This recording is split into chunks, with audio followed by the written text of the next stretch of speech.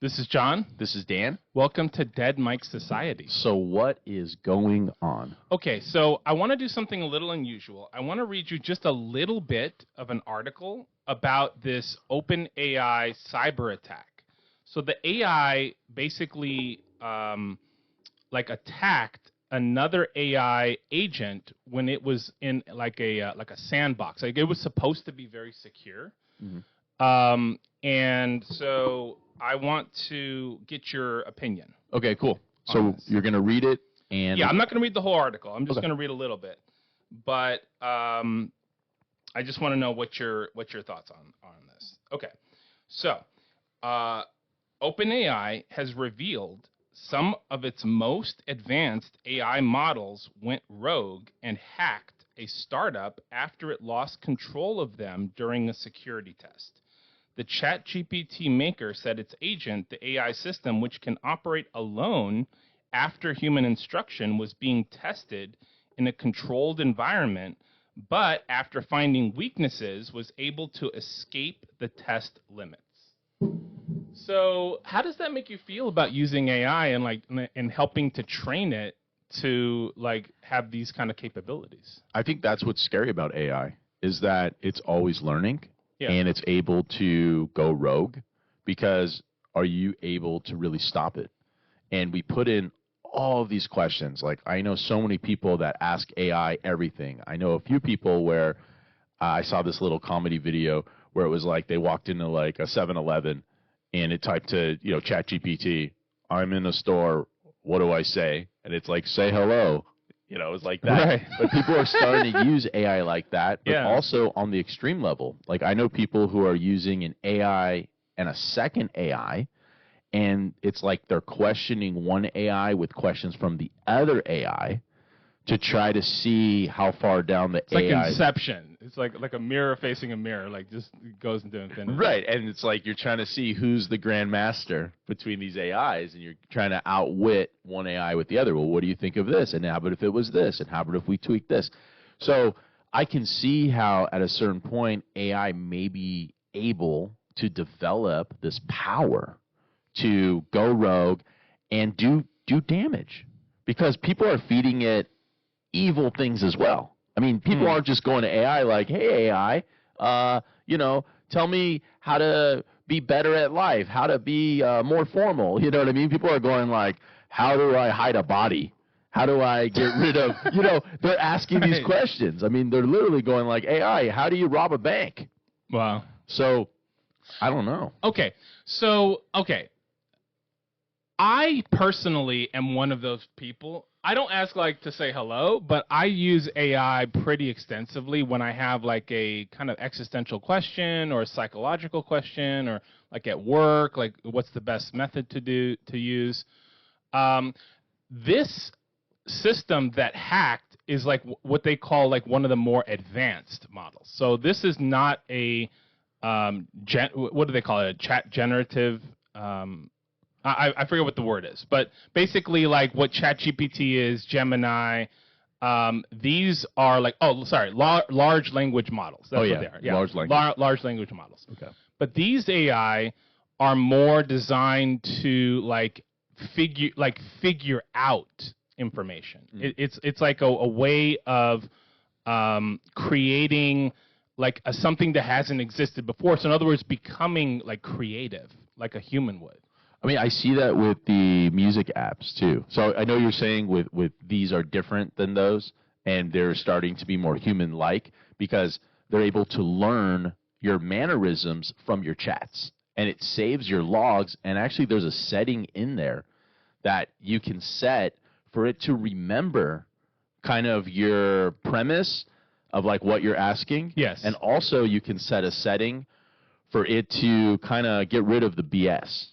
That's another setting that I had watched some video. It was talking about Claude, for example. And it was going if you go into settings and you tell it to limit its output, limit how it's going to respond, then you can get it to more of a real state other than it giving you the AI jargon. For example, when you get an email that was written from someone who used AI, it's usually redundant. It's usually I hope this email finds you well. I hope that at some point when you read this email, you realize how wonderful you are and how special this birthday is. And I hope to see you this year. You know, it's like too much. It's like you're going to an amusement park and you're going like, hey, Charlie, you don't write like that. Right. No, exactly. I know exactly what you mean. Now, would you think less of me for having turned that feature on Gemini? Like, because I do have that feature set. Like, I don't write emails with AI, but I do have the feature where it remembers features about me. So it'll say like, oh, you're this job, and oh, you have this many kids, and you know, like it kind of remembers and is able to give me what I perceive as like more personalized advice. Like, do you think that I'm like a less of a person for doing that? This is what I think. First, I don't think you're less of a person because you've already put in the hard work. You've already not had AI, and you figured out how to do it. So you've already written emails. You've already accomplished so many tasks, so many goals. So in your situation, you using AI, it's kind of like you're mixing it up now. Because if AI just disappeared off the earth, you wouldn't be one of the people who would be struggling to make it work. But someone who was born in, 2010, and they're using AI, and they've never done anything. They haven't really written emails, and they haven't really been on the life adventure, and they're reliant on it.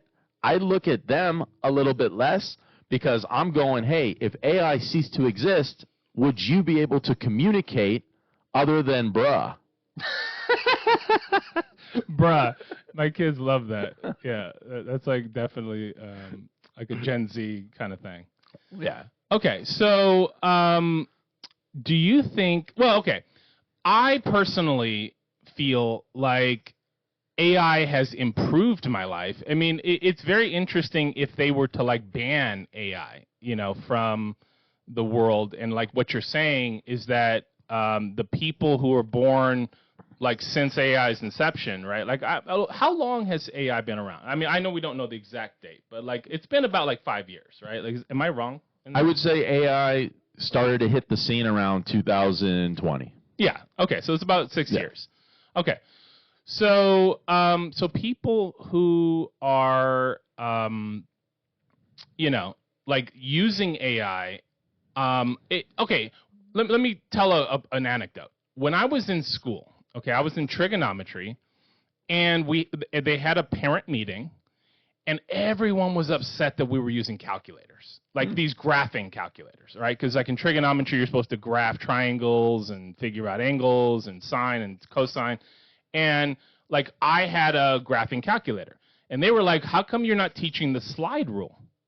And like parents were really upset, at that.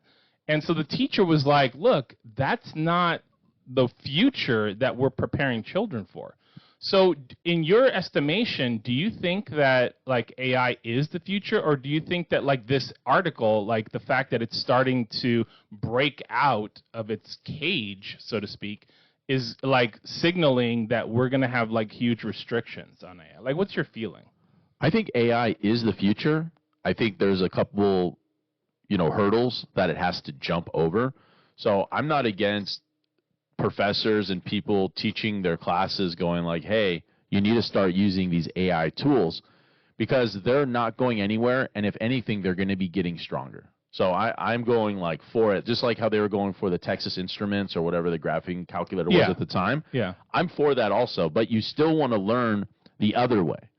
So you still want to have like people able to write, people able to read, and like the simple things that you want to keep the complexity. What about handwriting? Like we don't handwrite anymore, and I don't think they teach handwriting in school anymore. So like, is that something that is that similar in the sense of like, well, like we should know how to handwrite? And by handwriting I mean cursive. I mean like the curly script. I mean the cursive I don't think is as important. I mean it's cool to know that, but it's also like cool to know calligraphy. Yeah. Yeah. You know what I mean? So I'm not worried about cursive. I'm more going like, can you just write a paragraph? Right, but the reason why I bring it up is because I question like, is like the slide rule and cursive and like Plato, okay, he thought that books were going to ruin the young. Like that was his, because they didn't really have books in a like mass production kind of system. Like it was for the very, very elite if they had books at all. And so he was very concerned that it would corrupt the youth because they wouldn't think like critically. You know, they wouldn't use their minds. They would basically read what's on the page and accept whatever they were told. And so he thought that that was like a real disaster. And it's been like, I don't know, like 2,000 years and we're good. So like, is AI like the same system where it's like, okay, it's something that's new and we're going like, this is going to weaken the youth, but maybe we're just in that like initial period where we're sort of like on a learning curve and it's actually going to integrate and become like a superpower? I think that could happen. I mean, I definitely think that AI has all of the symptoms to get people addicted. So it's able to be easy to use. It's on your phone. It has voice chat recognition, so you can just talk to it. You don't have to type to it. I believe you can upload photos, documents, have them analyzed, reformat, reshaped. It can write code. It can upload code. It can give you pictures, photographs, music. It can get your airline tickets, book hotels, etc., etc. So I can see the world being addicted to AI in 5 years. Yeah. No, Absolutely. I agree with you. Yeah. Like I'm going to start seeing people with ChatGPT, tattoos on their neck, you know what I mean, or on their whatever. Now I think they do it on their cheek. But I'm just saying, like I think that's coming soon, where people are just going to be, repping their AI. Like this is I do chat, or I do, like you said, Gemini, or whatever it is. There's going to be new ones. I just want to touch, and the audience, you can Google this. There was a time traveler, apparently, who came to visit and took a lie detector test. And he said that AI is going to run the world, and it's going to be called light.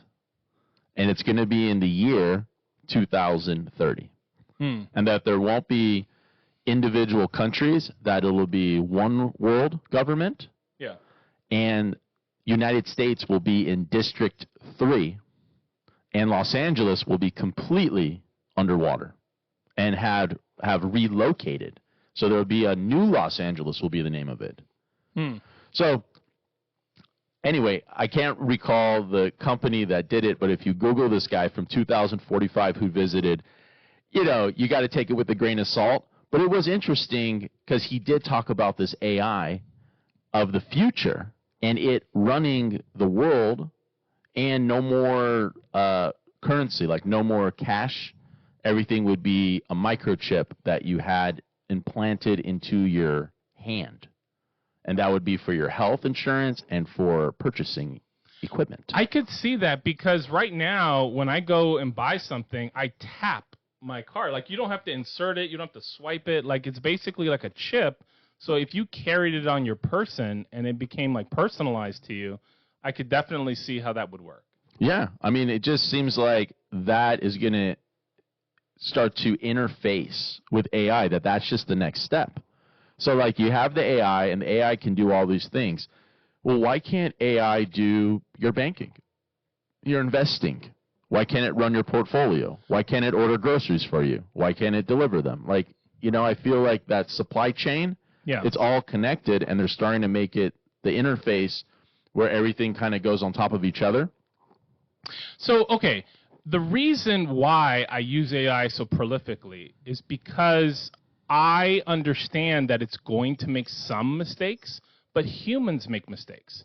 So, like, if it did my banking for me, if it shopped for me, it might order wrong. It might transfer funds from my savings to my checking, and I don't have enough to cover it, or vice versa. Transfer checking to savings, and now I can't cover a check that's been out. So the fact that it does make mistakes, I think I understand why it's so slow to go into those arenas. Right. It probably exists in a much like higher, bigger, powerful system, for the elite.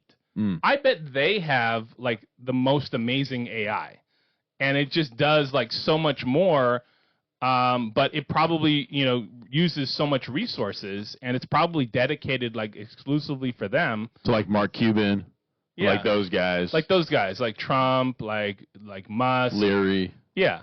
Yeah. I bet they have like some really amazing AI. But back to your point about this gentleman, my understanding with lie detectors is, does the person believe that this is the case, right?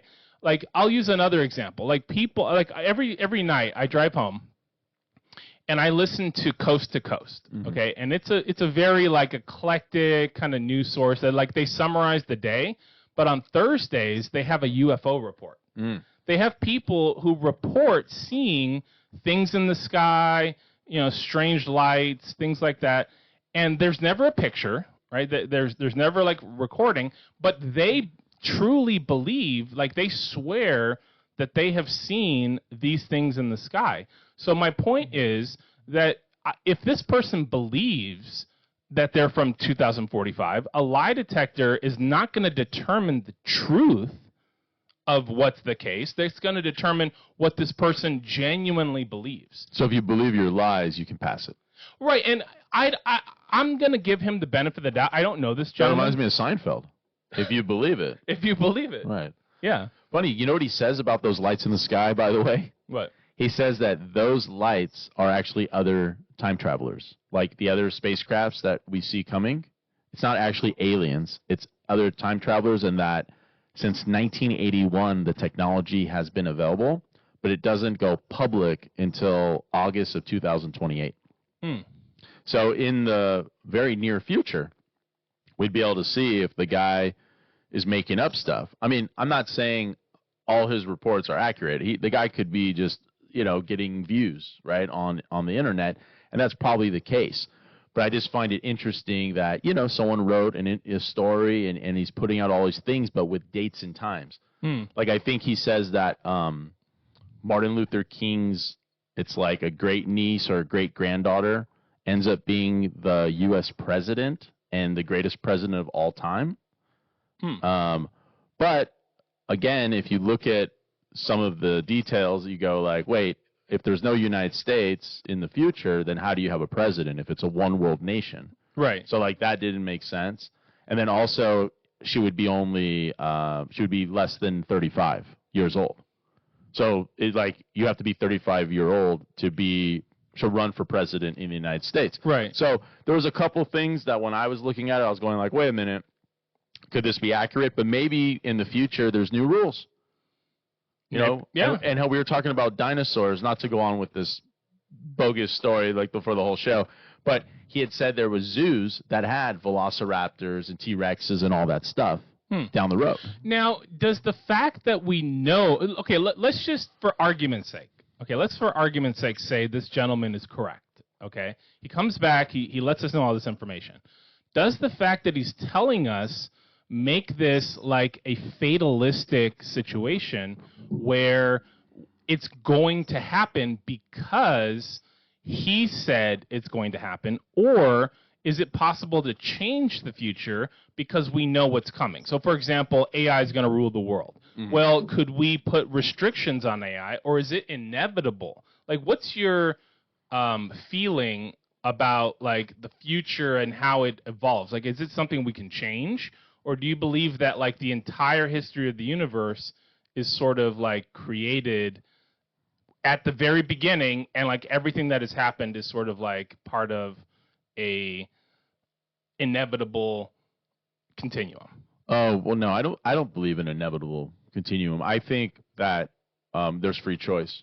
So you get to decide. So that's part of the reason why time travelers, they don't make a lot of sense, because if they disrupted the space-time continuum by coming back and telling us things that happened, couldn't we then change the future? It's like, it reminds me of Back to the Future. Yeah. Wouldn't things cease to exist? Like, how about if he was killed? Like, right. Then what? You know what I mean? What happens to his future? I mean, you know what I mean? It just almost seems like it would create an issue. Now, do you think that humans have free choice from the beginning? Like, or is that something you develop in adulthood? Like children, I feel, are sort of ruled by their emotions. You know, they're sort of ruled by who they are. And some adults that I know, I'm not naming names, and I'm not blasting anyone that I personally know. I'm definitely not saying that. I'm not implying that. But Right. I'm just saying that, like, there does seem to be a lot of, like, okay, the science of psychology is based on the fact that there are laws in how we behave. So, like, how does free choice play into that, where you're developing that? Like, is that a given? Is that like for certain personality types, like Leos, you know, they're fiery and they have a managerial lifestyle, and you know, like, is that like for some people, or do all humans like have that? Like you've mentioned free choice before, so Right. I think even with children, so it comes down to, let's just start from the beginning. You have what's considered to be like right and wrong. Okay, so if you set up children in this situation where it's like, are you supposed to, you know, hit the cat, right? There are some kids where it's like, of course I hit the cat. That's always what you're supposed to do. And then there's some kids who are like, no, I love the cat. I would never hit the cat, right? Right. So they're making free choices there. Do you hit the cat or do you not hit the cat? So some people are born kind of with this empathy, and they know that they don't want to harm animals. And then there's some people who are born without empathy, and it's like, yeah, I'm going to go after this cat. So I think that starts at a young age, and then you develop from there. So yes, you have, you don't have a lot of control over your emotions. So that's why some children are born with this like ability to just cry and scream and be so upset. And there's other children who are born and they don't really cry that much. They're not really that upset. But that part is not free choice. That's just what you're born with, your temperament. Personality. Well, I'll call it temperament. Temperament, okay. So you can't really control your temperament when you're that young. But as you get older, you start to find tools to control your temperament. But there are adults that you can tell that when they were children, they had bad temperament. Because today, they still have a bad temper. Yeah. You know what I'm saying? But then there's people who are like really calm-mannered, and you go like, you might not have had a lot of temperament, or you really learned how to control it. Yeah. And I think that's where the free choice comes into, where you can choose how you're going to react to something. And yeah, you need to develop enough brain cells to be able to make that choice. So children are always developing brain cells.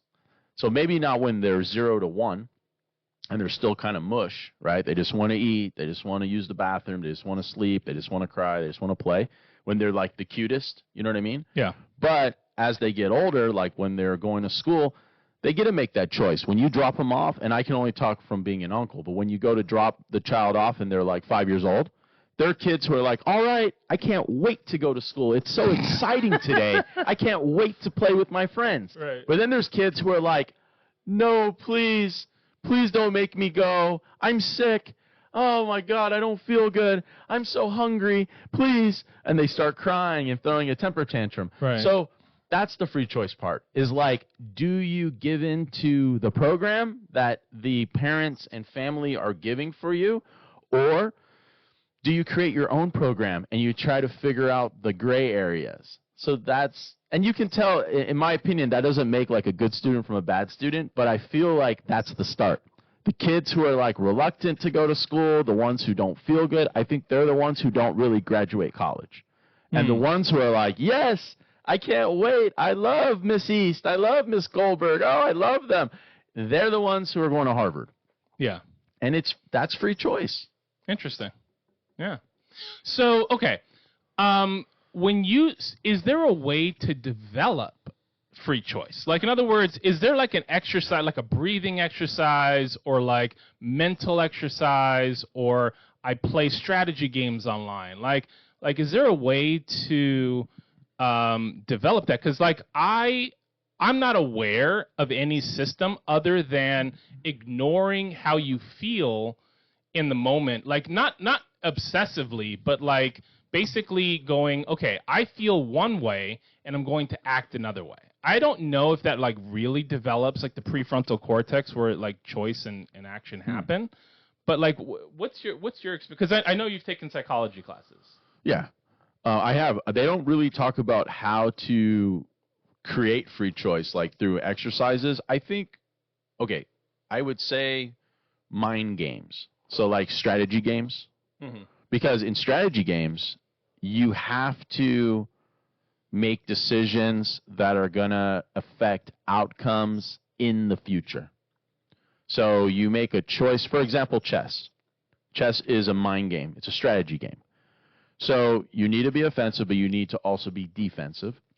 But you need to set up pieces in a way where you are calculating, if my opponent moves A, B, C, D, I will be able to move A, B, C, D to capture the king or capture the middle of the board or capture center control, etc. So using that game, you can develop like thinking for making choices down the road. So I'm not sure if that's going to go exactly to like free choice, but to start to experiment with, well, I can choose A or B, but then to start to think the outcome. Because some people live just in the moment. They go like, I'm hungry, so I'm going to go to McDonald's. And we're not plugging McDonald's. So hit subscribe if you like McDonald's, but hit like if you don't. So what I'm saying is, you might then be full, and you go like, all right, I just had McDonald's, I feel good. But if you did that every single day, all of a sudden, you got sick, right? Because now you're eating unhealthy. You're only eating McDonald's when you're hungry. That is free choice. You chose to put yourself in that situation, but there's people who go like, no, wait, I didn't mean to do that. I was just hungry, and I went to McDonald's. Yeah. You see what I'm saying? They didn't really think about long term what that effect is on their brain and their body. You see what I mean? So that's free choice, is can you make choices that are going to affect other choices down the road, and can you see it before it's too late? Like, can you see up on the freeway before there's like a blockade or an accident? Like, there's people who are looking at their phone, listening to music, and they just crash into things. Yeah. But then there's other people who see it, and they can make a decision right then like, oh, I'm going to move out of the way. That's free choice. You either see it and you make a move, or you think about it and you do it, or you don't. So I would work on that. Like, maybe when you're driving to work, take a different route. Free choice. Yeah, I definitely agree with that. I think that like novelty does stimulate brain growth.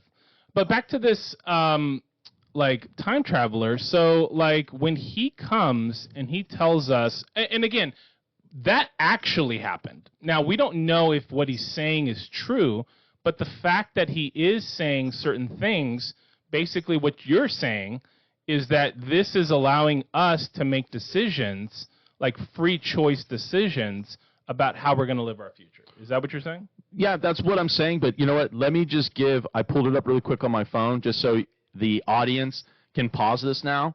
Pull this up on another window. It's basically a self-proclaimed time traveler who claims to have come from the year 2045 has sent the internet into a spin with one chilling prediction about the future of the United States. The bizarre viral interview has racked up well over 1 million views. And this is it here. Sorry taking so long. It was Adam Archon, Archon. That's his name. So look up Adam, Archon, and he did the interview, does it say here? On the channel Apex, APEX. So if you go to YouTube channel Apex, hey Apex, throwing it out to you, take a look, and you can see the full interview. It's 10 minutes. It's not a long interview. And they basically allege a lot of things. And that's just so now they can talk about what we're talking about. Okay, run the question by me one more time. I just wanted to plug that because we're talking about it so much. Yeah. So let's give Apex the shout out. Let's give it to them. Right. You know what I'm saying? Because it's their story. It's their 1 million views. And we're kind of riding their coattails. So, hey, thank you. You know what I mean? For an interesting story. Yeah. So what I was saying was, is it something where he comes back from the future? Okay, now we don't know if he actually did, but that's irrelevant. The fact that he said something in the sense of, in the future, this is going to happen, is that saying to us, we have the free choice now to change the future. Is that what you're saying? I mean, that is a possibility. Like, if we know that Los Angeles is going to be underwater, right, then you can start making arrangements now to get out of Los Angeles. So he goes, oh, well, L.A. will be underwater, so maybe if you believe it, you would want to start, selling your house and getting out, right? Yeah. If you don't believe it, you go like, all right, show me the water. Like, bring it. You wait for like the signs before, like, instead of thinking long term. Exactly. So you have to decide for yourself. Like, I don't think a bunch of people are going to sell their houses, but on the other hand, maybe they will. I would say 1 million people watched it. What do you think the percentage of people who would go like, you know what, I think this guy might be for real, and I am going to go sell my house? Like 10% or 1%? Well, I don't know. So I don't even have like a ballpark because okay, let me tell a related story. So we have a family member who told me that the reason why a lot of people survived the Holocaust is because they saw the signs and they were anxious people and they were like, I don't want to wait until it's so obvious that we can't get out. So there were a lot of people who left like well ahead of time, and they are the type of people that tend to survive. So this family member is a big proponent of being anxious, of looking ahead and going like, okay, if I see something that makes me uncomfortable, I'm going to make the change. Because she doesn't, I said she, so we know. Well, she doesn't mean anything anymore. Right. Right. So it doesn't matter. Right. Because she could be he. She could be like, he. You know what I'm saying? Not really, like you're whoever you want to be. Yeah. Don't get me into the whole thing.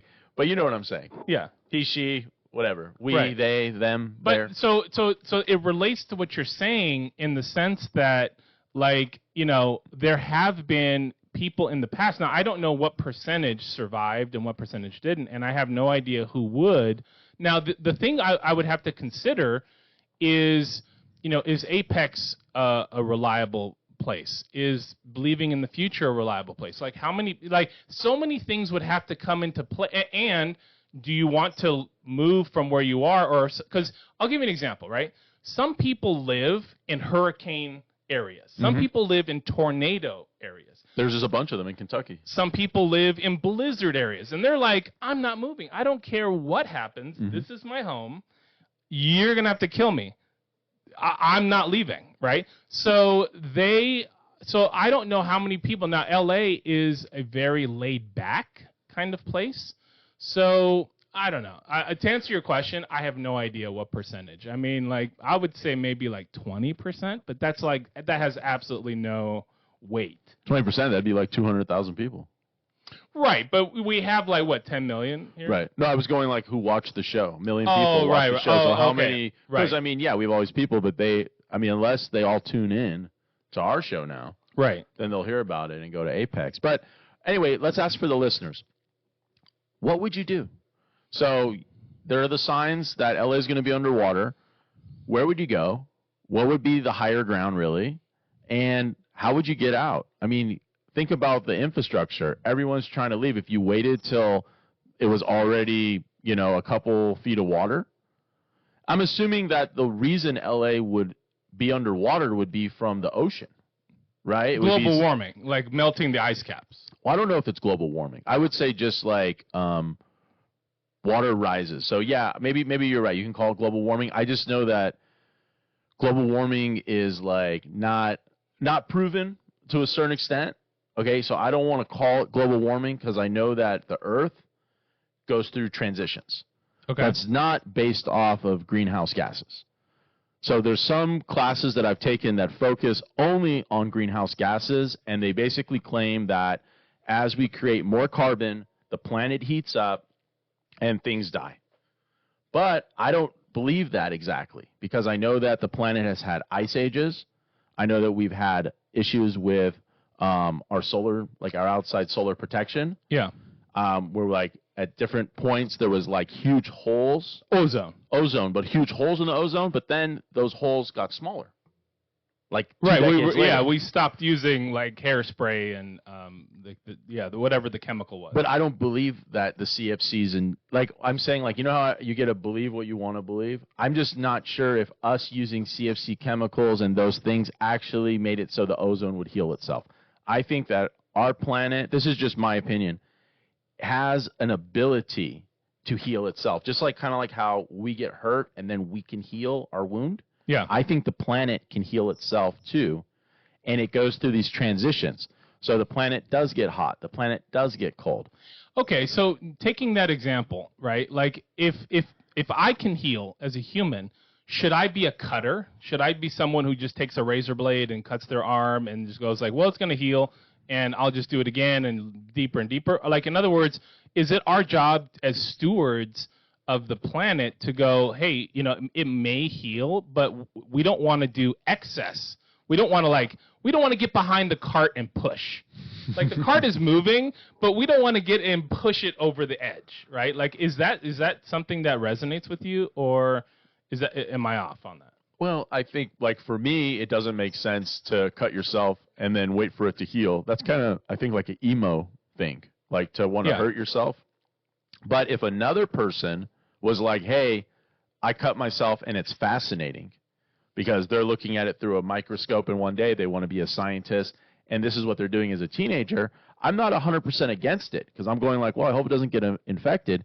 But on the other hand, if you're so fascinated with your wound healing and it's going to make you a better person, then cut yourself. Right, but my point was, should we be cutting the ozone of the Earth? Should we be cutting the polar ice caps? Like, in other words, the planet may heal, but should we get behind the cart and push? Like, should we go, well, we'll just we'll just make the planet hotter, and we'll just do chemicals and things that harm the Earth, knowing that, well, it's just going to heal. Like, that's the analogy. But the thing is, do we really know that is accurate? Because I feel like some of that is biased. That they go like, oh, well, you're ruining the Earth. Like, look at how hot we are. If you look back, 100 years ago, we weren't as hot.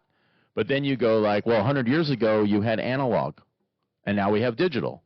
So is there any way that analog technology would measure things differently with lead than digital technology? Like, I have questions about the books, like how we got certain numbers and then we changed them. One example, not having to do with the Earth, but is like cholesterol. There was a time in our recent history that when you would look at cholesterol, higher cholesterol made sense. Yeah. Then we changed, and when I say we, I'm saying science changed the way that we rate cholesterol. There was like a new format. So now people are like, whoa, your cholesterol's too high. You have to get on statins. You have to get on this medication. Wow, your cholesterol's through the roof. But if you went back 10 years before that, that was all right. You could have high cholesterol. Yeah. So the same thing, I think, with the way that we're measuring the Earth's heat. Earlier, they didn't have the same technology. So they're going like, well, we're only, whatever it is, averaging, let's say 91 degrees. I don't know. I'm making up a number. And then you fast forward to now, and they have this like very accurate digital. They have, a satellite, and they're going like, no, it's not, 90, 91. Now it's, 90, 93, 94.6. And it's going like, whoa, we're up a couple degrees. Like, it's overheating. Like the world's on fire. Yeah. So okay, you're not saying that it's like an accounting error, but you are saying that it's possible that it's an accounting error. Is that what you're saying? Or are you actually saying that that's what it is? No, I'm not saying that that's actually what it is. What I'm saying is that it's possible. If we could only use the same technology now, that's what I'd want to do. Measure things how we measured it every year in like the almanac currently. So use the same technology, and I want to see those numbers. Because when you use new tools, you get new results, I feel like. Because it's more modern. I'm not saying then it was not accurate at all, but I just feel like now it's more accurate. So if you run them against those numbers, I'm not sure I'm buying it. But in 10 years from now, let's look at the numbers that we have from current technology, modern, and see if it's similar, if we're really increasing at the same rate. Because that's really the question. If we really are heating at that rate with more carbon, then let's see what the outcome is. I think if we have more carbon, we would have more trees. Because plants breathe carbon. They breathe carbon dioxide. Thus, we would actually have more oxygen, right? Because the trees then would release oxygen into the world. So if we really are having too much carbon, it might be a good thing, because then we'd have more plants. If we get rid of all the carbon, and it's like, hey, we did it. We're a carbon-free planet. Wow, we have no trees. That sucks. Yeah. Now we have no oxygen. Right. So we got to be careful what we wish for, because I wouldn't want a planet with no carbon. It'd be hard to breathe. It'd be hard to breathe. All right. Well, this is John. This is Dan. This has been Dead Mike Society. All right. We'll see you next time. All right.